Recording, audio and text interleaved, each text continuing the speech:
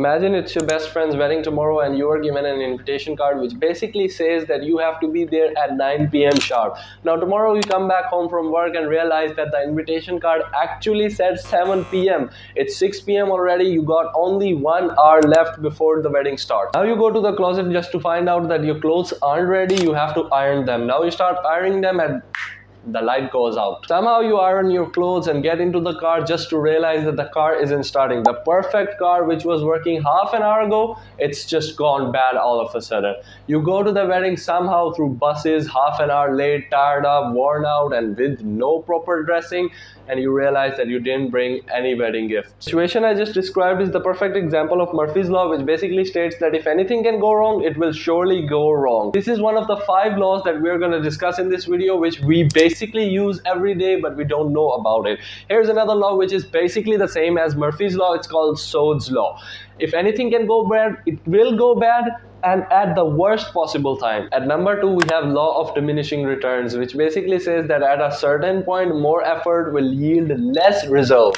Now let's put it into perspective. Imagine you're in a desert. You're very thirsty and you find a well. You took out a bucket of water and started drinking 1 glass at a time. After 3 glasses, you don't feel the need anymore, but the first one was most effective. Say tomorrow is your exam and you studied the whole night. Now your brain is too tired up by absorbing that knowledge that tomorrow you cannot perform in the exam. The third thing is the Comparson's law. I can bet my life that everybody on this planet, even you and me, are suffering from it right now. It states that the likelihood of anything happening is inversely proportional to its desire.